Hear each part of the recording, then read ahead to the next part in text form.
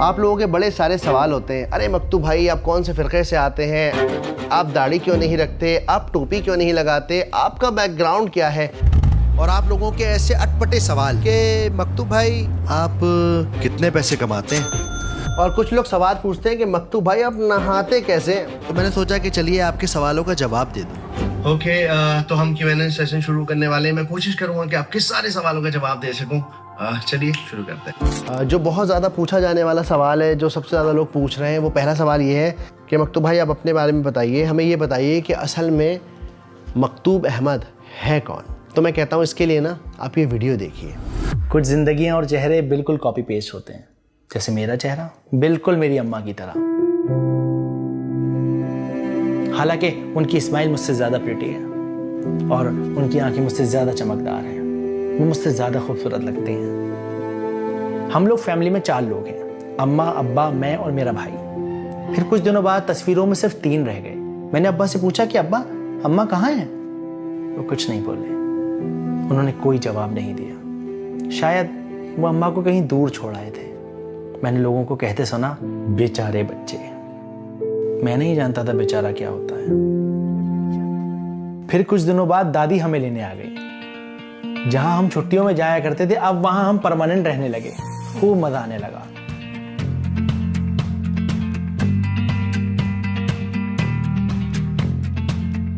دھیرے دھیرے میں نے ریئلائز کیا کہ دادی امی وہ سارے کام کرتی ہیں جو اماں کیا کرتی تھی. کپڑے دھونا، کھانا کھلانا. یہ گندا کیوں ہو گیا اور تم وہاں سے لڑکے کیوں آئے ہو، آج اسکول گئی یا نہیں گئی، دیکھو ٹی وی بعد میں، پہلے پڑھائی کرنا ضروری ہے، اور نہ جانے کتنی ساری باتیں. دھیرے دھیرے دادی میری امی بن گئی. میں اپنی اماں کو بھول گیا. شاید اسے ہی پیار کہتے ہیں. پھر زندگی نے کروٹ لی. میری بوڑھی دادی اور بوڑھی ہو گئی. ان کے ہاتھ لرزنے لگے. مجھ میں تھوڑی سی طاقت آ گئی. ایک دن جب میں آفس سے گھر لوٹا تو انہوں نے مجھ سے کہا، اے لڑکے تم یہاں کیسے چلے آ رہے ہو، کیا کون ہو تم؟ میں سمجھا نہیں. فالتو کی باتیں مت کرنا. کہاں ہے میرا مکتوب؟ مکتوب؟ میں ہی تو مکتوب ہوں. بس خاموش رہو. انہوں نے مجھے ڈانٹ دیا. کچھ دنوں بعد ڈاکٹر نے بتایا کہ انہیں الزائمر ہے، اسٹیج 6. میری دادی امی جو اب میری امی بن گئی تھی، وہ سب باتیں بھولنے لگی. وہ کہاں سے آئی ہیں، وہ کون ہے، وہ کیا تھی، میں کون ہوں، سب کچھ. پر ان سب چیزوں کے باوجود وہ مجھ سے محبت کرنا نہیں بھولی. وہ بھول گئیں کہ میں کون ہوں، اور ان کے دل میں جو پیار تھا وہ ہمیشہ میرے لیے باقی رہا. وہی شفقت اور محبت سے میرے سر پہ ہاتھ پھیرنا. جب میں دفتر جاتا اور لوٹ کے آتا تو میں انہیں دروازے پہ کھڑا پاتا. وہ انتظار کرتی. کبھی کبھی میں پوچھتا کس کا انتظار کر رہی ہیں؟ وہ کہتی مکتوب کا. بہت سی باتیں ہیں جو میں ان سے کہنا چاہتا تھا. میں کہنا چاہتا تھا، تھینک یو امی، thank you for loving me so much. Thank you مجھے وہ بنانے کے لیے جو آج میں ہوں، جو شاید میں کبھی نہیں ہوتا اگر آپ نے میری پرورش نہ کی ہوتی. شکریہ راتوں کو جاگ کر مجھے پڑھانے کے لیے. شکریہ شفقت سے میرے سر پہ ہاتھ پھیرنے کے لیے. اور بھی نہ جانے کتنی باتیں ہیں جو میں ان سے کہنا چاہتا ہوں پر میں نہیں کہہ سکتا. تو جیسا کہ آپ نے ویڈیو میں دیکھا کہ بہت چھوٹی عمر میں نے اپنی والدہ کو کھو دیا. پھر میری دادی نے میری پرورش کی. علی گڑھ کے ایک چھوٹے سے اسکول میں پڑھتا تھا اور اس اسکول کا نام تھا 8 نمبر. تو کیونکہ میرے دوست وہاں پر کافی انگریزی اسکولوں میں پڑھا کرتے تھے تو میں کیا کرتا تھا کہ اپنے اسکول کے ساتھ لگا لیتا تھا سینٹ 8 نمبر، کیونکہ وہ سننے میں بڑا انگلش لگتا ہے. پھر اس کے بعد آگے کی تعلیم کے لیے میں دلی آ گیا، یعنی جامعہ آ گیا. پھر اس کے بعد میں نے ساری تعلیم یہیں سے کی ہے. جامعہ سے میری اسکولنگ ہوئی ہے، جامعہ سے ہی میں نے گریجویشن کیا ہے میڈیا میں، جامعہ سے ہی میں نے ماس کمیونیکیشن کیا ہے ان فلم اینڈ کمیونیکیشن. پھر وہیں سے میرا پلیسمنٹ ہو گیا. پرائم فوکس کر کے کمپنی ہے جو ایشیا کی بگیسٹ پوسٹ پروڈکشن کمپنی ہے. تو جس پہلے شو پر میں نے کام کیا اس شو کا نام تھا گیم آف تھرونز. HBO نے جو بنایا تھا گیم آف تھرونز، اس کا انڈین ڈبنگ اور یہ سارا کچھ ہم لوگ دیکھا کرتے تھے. پھر میں دلی آ گیا. میرے فادر کی بہت زیادہ طبیعت خراب ہو گئی اور پھر وہ میرے فادر 2017 میں گزر گئے. اور پھر وہاں سے دھیرے دھیرے اسلام کی طرف جو ہے نا محبت بہت زیادہ بڑھی. میری جو سیکنڈ مدر ہے ان کا بہت بڑا رول رہا ہے میری زندگی میں قرآن کو لے کر، کیونکہ ان کا معاملہ یہ رہتا تھا کہ بھائی آپ نے اسکول جانا ہے یا نہیں جانا ہے وہ ایک سیکنڈری بات ہے، لیکن آپ نے قرآن پڑھ کر جانا ہے، آپ نے نماز پڑھ کر جانی ہے. اور بس پھر دھیرے دھیرے شادی وادی ہو گئی. ایک بیبی ہو گیا اور جب انسان کو اولاد ہو جاتی ہے تو اس سے اتنی زیادہ محبت ہو جاتی ہے کہ پھر مجھے لگا کہ دنیا تو فانی ہے، اس میں تو کوئی بھی چیز خرید کے آپ دے دیجئے، کچھ دنوں بعد اس کی تو کوئی حیثیت ہی نہیں ہے، وہ تو مٹی ہو جاتی ہے. تو کیوں نہ میں اپنی بیٹی کو کوئی ایسا تحفہ دوں جو ساری زندگی اس کے ساتھ رہے. اب پھر یہاں سے سیرت النبی پڑھنے کی شروعات ہوئی، قرآن کو پڑھنے کی شروعات ہوئی، ان کے نوٹس بنانے کی شروعات ہوئی، اور آج وہ ایک ڈیجیٹل فارم لے چکا ہے جو آپ دیکھتے ہیں. اگلا سوال لوگ پوچھ رہے ہیں، تو بھائی آپ نے اپنی داڑھی بڑھا کر کیوں نہیں رکھی ہے؟ کیا آپ کوئی اسکالر ہیں؟ عاشق کیا چاہتا ہے؟ عاشق چاہتا ہے کہ وہ اپنے محبوب جیسا دکھنے لگے، اور اسی وجہ سے لوگ داڑھی رکھتے ہیں تاکہ وہ آپ صلی اللہ علیہ وآلہ وسلم کے سچے مرید، سچے ماننے والے نظر آ سکیں. پر میری نظر میں داڑھی ایک بہت بڑی ذمہ داری ہے. جب آپ داڑھی رکھتے ہیں تو اصل میں آپ دنیا کو بتا رہے ہوتے ہیں کہ اے لوگوں، میں آپ صلی اللہ علیہ وآلہ وسلم کا ماننے والا ہوں، میں ان کے جیسا دکھنا چاہتا ہوں، اس وجہ سے میں نے داڑھی رکھی ہوئی ہے اور یہ میرے نبی کی سنت ہے. تو جیسے ہی آپ نے داڑھی رکھ لی، اب آپ جھوٹ نہیں بول سکتے، آپ رانگ سائیڈ نہیں لے سکتے، آپ گالی نہیں بک سکتے، کسی کو ابیوز نہیں کر سکتے. آپ کی زبان میں شنی ہونا بہت زیادہ ضروری ہے. اور جب ہم لوگ اکثر دیکھتے بھی ہیں اس طرح کے لوگوں کو جو داڑھی رکھ کے گالی بک رہے ہیں، رانگ سائیڈ لے رہے ہیں، تو مجھے بہت زیادہ افسوس ہوتا ہے ان کی انڈرسٹینڈنگ پہ کہ انہوں نے داڑھی کو چھوڑنا سنت سمجھ لیا ہے. پر اصل میں آپ صلی اللہ علیہ وآلہ وسلم کے طریقے پر چلنا سنتی عمل ہے. اور انشاءاللہ تعالیٰ ایمان کے لیولز ہوتے ہیں، دھیرے دھیرے دھیرے دھیرے دھیرے دھیرے میں کام کر رہا ہوں اپنے ایمان پہ. اللہ نے توفیق دی تو میں ایک دن داڑھی بھی رکھوں گا اور اس پر عمل کر کر دکھاؤں گا.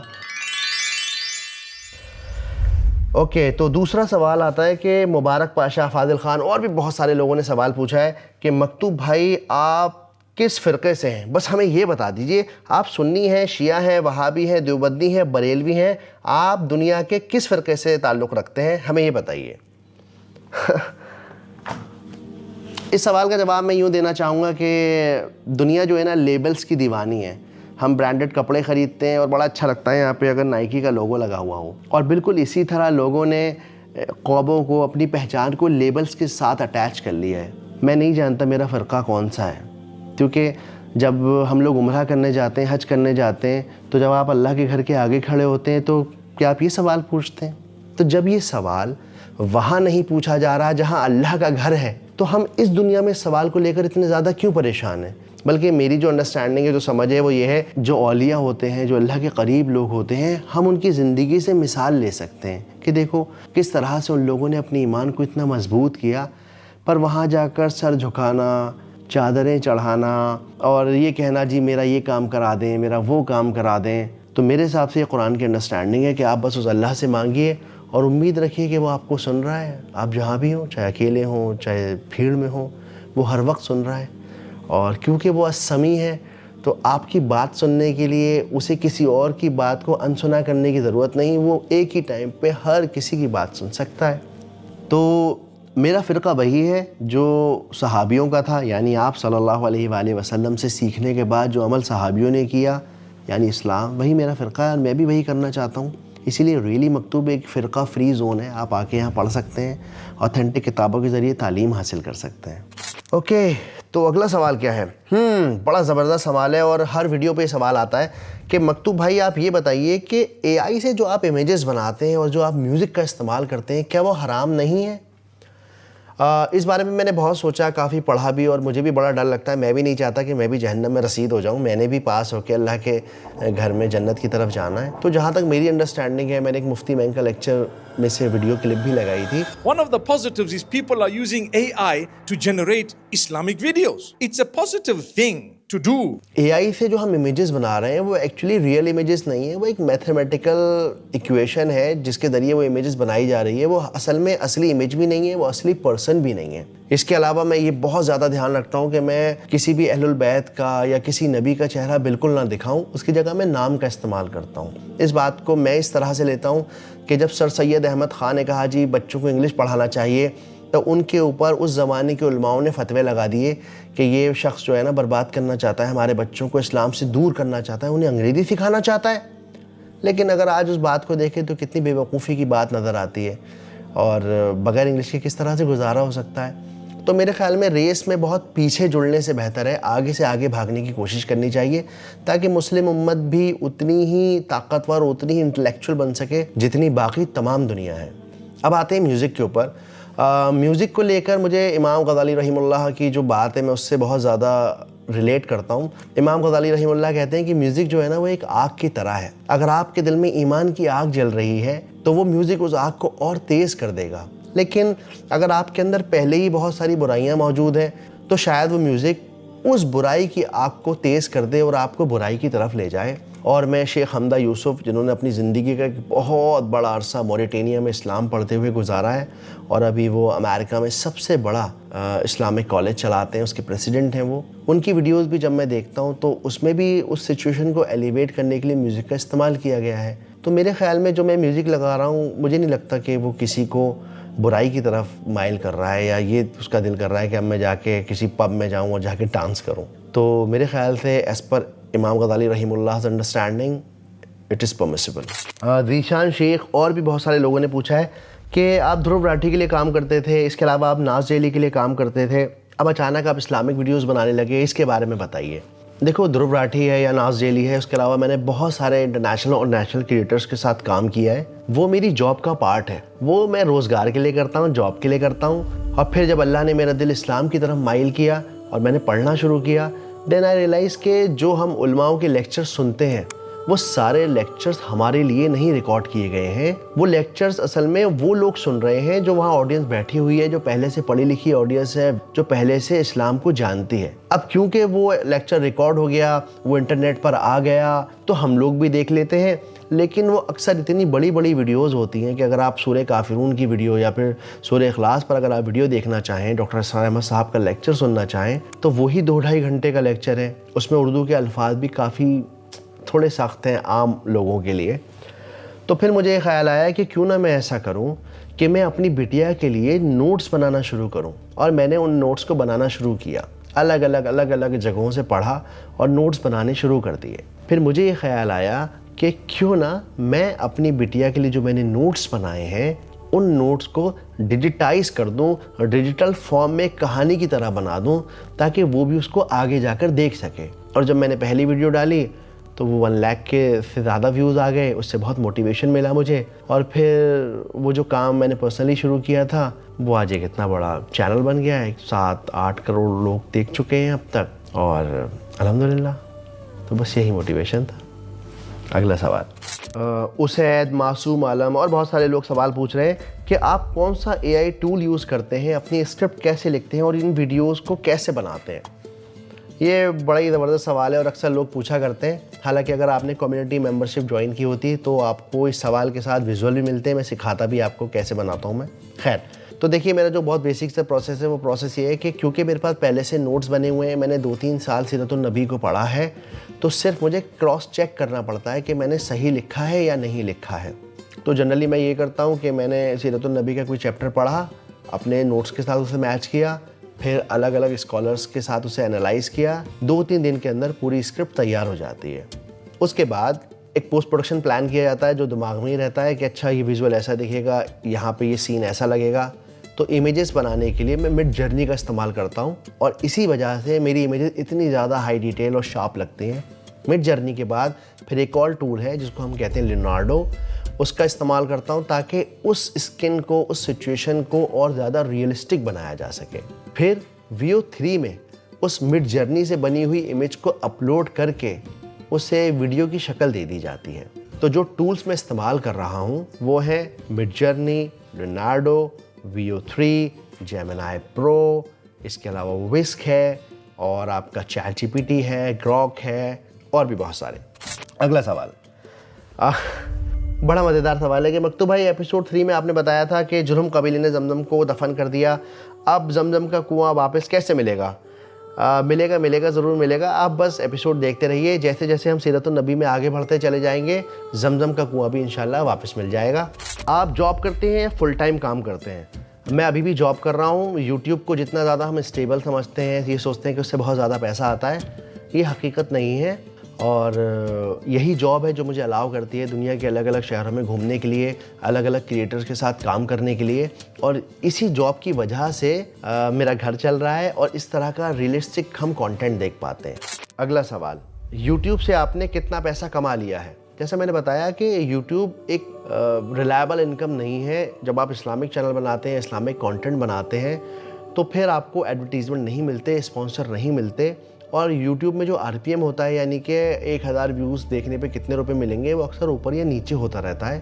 اس پہ آپ ریلائی نہیں کر سکتے, جس کی وجہ سے میں ابھی بھی جاب کر رہا ہوں اور یہ کام سائڈ بائی سائڈ چل رہا ہے. اگلا سوال, الفیہ ثنا پوچھتی ہیں, کیا آپ اسی طرح سے پورا قرآن کور کریں گے اور آپ کا فیوچر پلان کیا ہے؟ خواب بہت بڑا ہے اور اکثر بڑے خوابوں سے کبھی کبھی ڈر بھی لگتا ہے, لیکن میرا پلان یہ ہے کہ ہم مسلم امت کے لیے, میری اپنی بیٹی کے لیے ایک ایسا پلیٹ فارم بنائیں جو صرف اور صرف قرآن کی بات کرے, اس کا کسی فرقہ پرستی سے کوئی تعلق نہ ہو, اوتھینٹک کتاب ہو. آپ نے کتاب دیکھی, کتاب پڑھی اور ویڈیو کو دیکھا تو دونوں باتیں ایگزیکٹلی میچ کریں. امیجن کیجئے کوئی ٹوکیو میں انسان ریورٹ ہوتا ہے, کوئی شخص ہے جو ہندوستان کے ایک چھوٹے سے گاؤں میں بیٹھا ہوا ہے, اور سارے لوگ ایک نیٹ فلکس کی طرح high quality production Islamic cinematic video دیکھ رہے ہیں, قرآن کو سمجھ رہے ہیں, اور اس سے ان کے اندر ایک شوق پیدا ہو رہا ہے. تو ان ویڈیوز کو بنانے کا ابھی کا تو مقصد یہ ہے کہ آپ اس کو ایز اے سٹارٹنگ پوائنٹ لیں اور یہ بات سمجھیں کہ قرآن کتنی مزے کی کتاب ہے, کتنی آسان کتاب ہے, اور اس کے اندر کتنی زیادہ گہرائی ہے. اور جب آپ یہ بات سمجھ جائیں, ایک سٹارٹنگ پوائنٹ آپ کو مل جائے, تب آپ خود اسٹڈی کریں, پڑھیں, علماؤں کو سنیں, کتابیں پڑھیں. تو دس از دی ڈریم. اوکے, اگلا سوال. یہ بھی سوال بہت سارے لوگوں نے پوچھا ہے, جیسے ہما خان نے, علیور نے پوچھا ہے کہ ہم بھی اسلامک چینل شروع کرنا چاہتے ہیں, کیسے کریں؟ سب سے پہلا سوال یہ ہے کہ آپ نے اسلامک چینل شروع کرنا ہی کیوں ہے؟ پہلی بات تو یہ, تو اس کا جواب آپ کے پاس ہونا چاہیے. اگر آپ پیسے کے لیے کام کرنا چاہتے ہیں تو مت کیجئے, کیونکہ یہ بہت بڑی ذمہ داری ہے. دوسرا, اکثر مجھ سے سوال پوچھتے ہیں لوگ, ارے مکتوب بھائی اسلامک چینل کے لیے آپ کون سے AI ٹول کا استعمال کرتے ہیں؟ جو AI ٹولز ابھی مارکیٹ میں اویلیبل ہیں وہ تو بہت زیادہ مہنگے ہیں. اسلامک چینل شروع کرنے کے لیے سب سے پہلے اسلام آنا چاہیے. آپ نے کوئی کتاب پڑھی ہو, آپ نے سیرت النبی کا مطالعہ کیا ہو, آپ کے پاس قرآن کی تھوڑی بہت انڈرسٹینڈنگ ہو, وہ سب سے زیادہ امپورٹنٹ سوال ہے. اب آتے ہیں دوسرے سوال کے اوپر.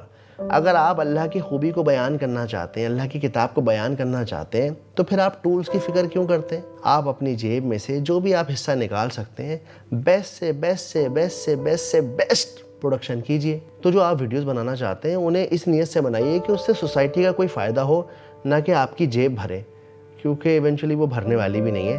اس سے اچھا آپ کوئی اور نیش چن لیجئے اور کچھ اور کام کریے اگر آپ پیسوں کے لیے کرنا چاہتے ہیں تو. ایک بہت زبردست سوال پوچھتے ہیں کہ میں اکثر بار بار ڈپریس ہو جاتا ہوں یا ہو جاتی ہوں اور میں نماز نہیں پڑھتی, میں کیا کروں, میری ہیلپ کیجئے. دیکھیے, اس معاملے میں آپ اپنی ہیلپ خود ہی کر سکتے ہیں. آپ کو یہ بات سمجھنا بہت زیادہ ضروری ہے کہ نماز فرض ہے. آپ دنیا کے کتنے بھی عالیشان ہوٹل میں بیٹھے ہوں یا اپنی چھوٹی سی جھوپڑی میں بیٹھے ہوں, آپ نے نماز پڑھنی ہی پڑھنی ہے. یہ کوئی چوائس نہیں ہے, یہ تو حکم ہے, حکم کو پورا کیا جاتا ہے. رہی بات ڈپریشن کی, آئی تھنک ڈپریشن آج کل تو بہت زیادہ بڑھ گیا ہے اور it's a very serious problem. تو اگر آپ کا ڈپریشن بہت ہائی لیول کا ہے تو کسی اچھے ڈاکٹر کو دکھائیے, اچھے سے کنسلٹ کیجئے اور قرآن کا مطالعہ کیجئے, کیونکہ اس سے امید ملتی ہے. میں بھی جب اکثر کبھی کبھی اٹھتا ہوں نا تو میرا بھی دل ڈوبا ہوا ہوتا ہے, میں بھی ڈر جاتا ہوں. مجھے بھی روشنی چاہیے ہوتی ہے اپنے آپ کو سکون دینے کے لیے. ایون آپ صلی اللہ علیہ وآلہ وسلم کی زندگی میں ایک ایسا موقع آیا کہ وہ بھی بہت زیادہ ڈپریس ہو گئے. مکہ کے لوگ ان سے کہنے لگے کہ ارے محمد صلی اللہ علیہ وآلہ وسلم کہ کہاں ہے تمہارا اللہ, کیا وہ تم پر کوئی وحی نہیں بھیج رہا؟ اور ایک بہت لمبے تک وحی نہیں آئی. پھر اللہ نے وحی نازل کی اور کہا کہ ہم نے تمہیں اکیلا نہیں چھوڑا ہے. شروع اللہ کا نام لے کر جو بڑا مہربان نہایت رحم والا ہے. آفتاب کی روشنی کی قسم اور رات کی تاریکی کی قسم جب وہ چھا جائے.